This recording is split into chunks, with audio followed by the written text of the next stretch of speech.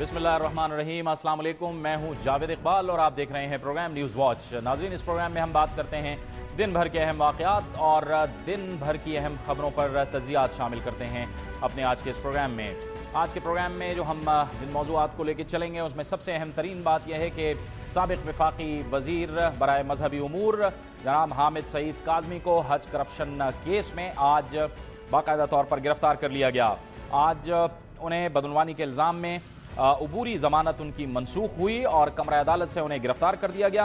और अदालत ने जो अपना फैसला सुनाया उसमें कहा गया कि हामिद सईद काज़मी हज इंतज़ामात में होने वाली बदनवानी में बराह रास्त मुलविस हैं और उनके बैंक खातों और जायदाद से भी बदनवानी ज़ाहिर होती है।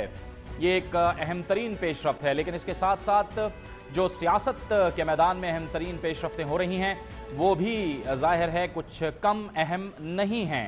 एक तरफ मुत्तहिदा कौमी मूवमेंट के वफ़द की मुलाकात होने जा रही है सदर आसिफ अली ज़रदारी से, तो दूसरी जानिब हमने देखा है कि पंजाब असम्बली में अब ऐवान को चलाना भी मुश्किल हो गया है, क्योंकि यहाँ पर मुस्लिम लीग नून को सख्त रद्द अमल का सामना करना पड़ रहा है यूनिफिकेशन ब्लॉक को अपने साथ मिलाने के बाद। आज भी पीपल्स पार्टी और मुस्लिम लीग काफ की जानिब से मुश्तरका हिकमत अमली के तहत पंजाब असम्बली के अंदर रद्द अमल सामने आया। इसके साथ साथ दूसरी जानिब हमने ये भी देखा कि मुस्लिम लीग काफ और पीपल्स पार्टी के दरमियान अहम तरीन मुलाकात हुई है। आइंदा आने वाले दिनों में ये मुलाकात और ये मुज़ाकरात और ये बातचीत क्या रुख इख्तियार कर सकते हैं, ये भी इंतहाई अहम सवाल है। दूसरी जानिब जमीयत उलमा इस्लाम फजलुर रहमान के सरबराह जनाब मौलाना फजलुर रहमान कहते हैं कि हुकूमत के हाथों से वक्त निकल चुका है और अब तब्दीली नागुज़ीर हो गई है। क्या कुछ हो सकता है पाकिस्तान की सियासत में, इन तमाम मामलात पर बात करने के लिए आज हमें इस प्रोग्राम में जिन मेहमानों ने ज्वाइन किया है मैं सबसे पहले उनका तारुफ करा दूं। पेशावर से हमें ज्वाइन किया है जमात इस्लामी के रहनुमा जनाब सिराजुल हक ने। इसके साथ साथ लाहौर से मुस्लिम लीग नून के रहनुमा जनाब रुहेल असगर ने हमें ज्वाइन किया है। मुस्लिम लीग काफ से ताल्लुक़ है जनाब कामिल अली आगा साहब, उन्होंने भी हमें लाहौर से ज्वाइन किया है और लाहौर से ही हमारे साथ मौजूद होंगे पाकिस्तान के मुमताज़ सीनियर सियासी तज्ज़ियाकार और सीनियर सहाफ़ी जनाब समी इब्राहीम। मैं आप चारों को अपने प्रोग्राम में खुशामदीद कहता हूँ। सबसे पहले रुहेल असगर साहब, आज अहम पेशरफ्त हुई है और हामिद सईद काज़मी को हज में बदनवानी करते हुए यानी बदनवानी में मुलविस पाते हुए FIA ने गिरफ्तार कर लिया है। पहले हम इससे शुरू करेंगे और उसके बाद हम पाकिस्तानी सियासत पर बात करेंगे। आप कर रद्द अमल इस पर। बिस्मिल्लाहिर्रहमानिर्रहीम। पहली बात तो जो बहुत शुक्रिया आपका, आपने मुझसे ये सवाल उठाया है। इसमें ज़रा थोड़ा सा आपको मुहतात होना पड़ेगा वो इस सूरत में कि आज चूँकि एक आपकी बड़ी अदालत ने एक फ़ैसला दिया है जिस फैसले के रूह से हामिद काज़मी साहब बदनवानी में मुलव्वस थे और उनको गिरफ्तार किया गया, उसका एक उन्होंने अपना एक फ़ैसला दे दिया। अब इस मामले में मैं इस तरह यूँ कहूँगा जावेद साहब कि हामिद सईद काज़मी ने जिस महकमे में बदनवानी की है वो महकमा उनका वो वज़ीर थे, लेकिन असल देखना पड़ता ये है कि उस सारे महकमों के जो इंचार्ज हैं या जो करता धरता हैं या जो जवाब दे हैं वो तो इस मुल्क के दो साहबान होते हैं ना। एक तो अब बराह रास्त नहीं होते या एक बराह रास्त उसके ज़िम्मेदार हैं। उसमें एक ये कह सकते हैं आप कि फेलियर है, हुकूमत की फेलियर है कि एक वज़ीर उनकी नाक के नीचे अगर बदनवानी कर रहा है तो वो क्या कर रहे थे, उनका महकमा क्या कर रहा था, उनकी अपनी जो एक बहुत बड़ी फ़ौज ज़फ़र मौज जो उनके अफसरान की थी वो क्या कर रही थी। उनके पास ऐसी कोई इन्फॉर्मेशन नहीं थी।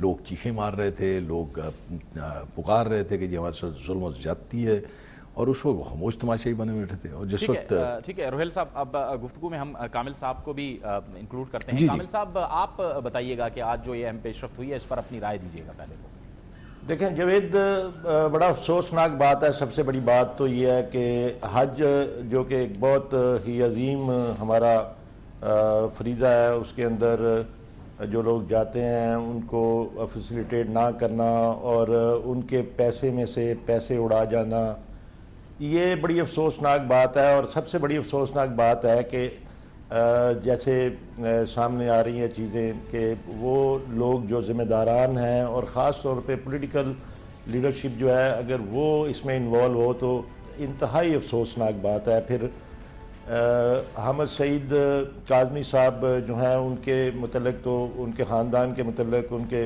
آبا کے متعلق تو بڑی ایک رسپیکٹفل جو بڑی احترام والی نگاہیں تھیں، تو ان کا نام آنا جو ہے وہ بڑا افسوسناک ہے۔ مزید اس کے اوپر بات کرنی مناسب اس لیے نہیں ہے کہ یہ معاملہ عدالت میں سب جوڈس ہے، ٹھیک ہے، اور جب تک ان کو ملزم نہ گردان دیا جائے اس وقت تک میرے خیال میں کوئی بات کہنی جو ہے تفتیش کے دوران، ابھی تفتیش ہوگی اور سارے معاملات سامنے آئیں گے، ٹھیک ہے کامل صاحب، پہلے کوئی بات کہنی، لیکن بالکل صحیح ہے۔ سراج صاحب آپ فرمائیے کہ جیسے کہ کامل صاحب نے فرمایا کہ یہ ایک طرح سے جو اس طرح کے سیاستدان اگر اس طرح کے کاموں میں ملوث ہوتے ہیں تو ظاہر عوام کا جو اعتماد ہوتا ہے وہ متزلزل ہوتا ہے ان پر۔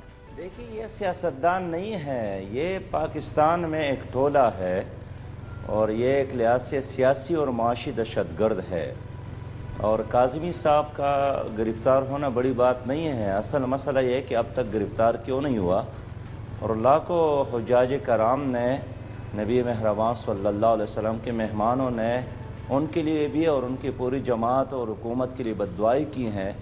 اب دیکھنا یہ ہے کہ آگے کیا ہوتا ہے، اس لیے کہ وہ صرف کاظمی صاحب خود کہتے ہیں کہ میں تنہا نہیں ہوں، میرے ساتھ اور بہت سارے لوگ موجود ہیں۔ تو 1000 ارب روپے سالانہ جو کرپشن اس حکومت نے کی ہے، جو ریکارڈ پہ ہیں، تو اب ان کا حساب کتاب تو ہونا چاہیے۔ تو میں سمجھتا ہوں کہ یہ ایک جزوی مسئلہ ہے، پوری حکومت کرپٹ لوگوں پر مشتمل ہے۔ ٹرانسپیرنسی انٹرنیشنل نے خود اعتراف کیا ہے کہ جو بدعنوانی ہے اور کرپشن ہے یہ بالکل آخری سرحدوں کو چھو رہی ہے، اور اس کے اثرات عام آدمی پر پڑتا ہے۔ سمیع صاحب، جی سراج صاحب ہم آپ سے بات کرتے ہیں۔ سمیع ابراہیم صاحب آپ فرمائیے گا کہ یہ کتنی پریشان کن بات ہے حکومت کے لیے کہ خود ان کا ایک وزیر اس طرح کے معاملے میں ملوث رہا ہے۔ ابھی بھی یہ کیس تو بہرحال سب جوڈس ہے، لیکن بہرحال یہ تو اہم سوال ہے کہ پاکستان میں اب وقت آ گیا ہے کہ اس کرپشن کو تو ختم کرنا ہوگا، چاہے جو کچھ بھی ہو۔ جاوید شکریہ، آپ نے مجھے اپنے پروگرام میں بلایا۔ میں اس واقعے کو اس طرح سے دیکھتا ہوں کہ پاکستان کے اندر اب تک یہی امپریشن رہا کہ جو بڑا آدمی ہے وہ کچھ بھی کر سکتا ہے، اس پر قانون ہاتھ نہیں ڈال سکتا۔ تو یہ ایک وفاقی وزیر، پہلے انہوں نے ان کو وزارت سے ہاتھ دھونا پڑا، اس کے بعد ایک عدالتی کارروائی شروع ہوئی، اور اس کے بعد اب ایک وفاقی ادارے نے ان کو گرفتار کیا۔ تو اس سے جو جمہوریت پر لوگوں کا جو کانفیڈنس ہے، نظام پر جو کانفیڈنس ہے، وہ یقیناً اس میں اضافہ ہوگا۔ اس بات سے قطع نظر کہ انہوں نے یہ جرم کیا ہے یا نہیں، اس کا فیصلہ تو عدالت کرے گی، لیکن بظاہر جو ایک میسج آ رہا ہے کہ اب پاکستان میں کوئی آدمی، اس کا کوئی بھی مرتبہ ہو، کچھ بھی ہو، اگر پبلک پریشر ہوگا اور بدعنوانی وہ کرے گا، اس کو ہائی لائٹ کیا جائے گا، تو یقیناً قانون جو ہے اس کو اپنی گرفت میں لے گا۔ ٹھیک ہے روہیل اصغر صاحب، اب اگر ہم پاکستان کی سیاست پر بات کریں، ظاہر ہے آپ کی جو جماعت ہے اس کا بھی شدید رد عمل سامنے آ رہا ہے، لیکن اس وقت ظاہر ہے پنجاب اسمبلی میں جو ہو رہا ہے اس پر بھی ہماری نظر ہے۔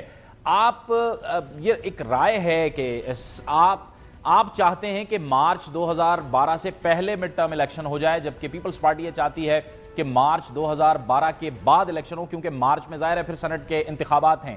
آپ کیا کہیں گے؟ جی جاوید، میرے چاہنے یا میری جماعت کے چاہنے یا نہ چاہنے سے کچھ نہیں ہوگا۔ اصل بات تو یہ ہے کہ اگر پیپلز پارٹی کی وفاق میں حکومت ہے، اگر وہ اپنے طور طریقے ٹھیک کر لیں، عام آدمی کی زندگی آسان ہو جائے اور سیاسی معاملات سلجھ جائیں، تو میں نہیں سمجھتا کہ اگر میں یہاں بیٹھ کے یا باہر نکل کے میں اس کا مطالبہ کرتا ہوں کہ جی مڈ ٹرم الیکشن ہو جاتے ہیں، تو وہ مڈ ٹرم الیکشن کی کوئی جواز باقی رشتہ نہیں ہے۔